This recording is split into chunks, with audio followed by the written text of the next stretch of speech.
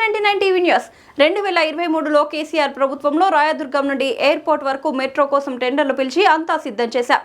కానీ రేవంత్ రెడ్డి రాగానే మెట్రో రద్దు అని తుగ్లక్ నిర్ణయం తీసుకున్నాడు. ఆ రోజు గనక రద్దు చేయకుండా ఉంటే ఈ పాటికే పూర్తి అయిపోయేది. 2.5 ఏళ్లు అయిపోయిన తర్వాత ఇప్పుడు కిషన్ రెడ్డి రేవంత్ రెడ్డి ఢిల్లీలో కొత్త డ్రామా మొదలుపెట్టారు. మళ్ళీ మెట్రో పట్టాలు ఎక్కాలంటే 2028లో కేసీఆర్ రావాల్సిందే. ఇవాళ మెట్రో విషయంలో కూడా జరుగుతున్న మోసం వెనుక ఒకటే ఒకటి రేవంత్ రెడ్డి ఎజెండా ఎప్పుడు ఒకటే ఉంటది. ఆయన ఏ స్కీమ్ తెచ్చినా దాని వెనుక ఒక స్కామ్ ఉంటది. ఆయన ఏ స్కీమ్ తెచ్చినా దాని వెనుక ఒక స్కామ్ మాత్రం పక్కా ఉంటది. ఆయన కన్నంతా మెట్రో భూముల మీద పడ్డది. లంకె బిందెల కోసం తిరుగుతా ఉన్నాడు.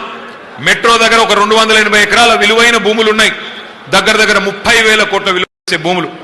ఆయన అన్నదమ్ములకో ఆయన బావమరిదికో ఆయన అల్లునికో కట్టబెట్టడానికే ఆ 280 ఎకరాల భూముల మీద కన్నేసిండు. కాబట్టే ఇవాళ ఆ మెట్రోని స్వాధీనం చేసుకొని 14,000 కోట్ల భారం ప్రజల మీద రుద్ది ఆ భూములను అమ్ముకొని తనకు కావలసిన వాళ్ళకు కట్టబెట్టే ప్రయత్నంలో రేవంత్ రెడ్డి ఉన్నాడు. ఇది వాస్తవం.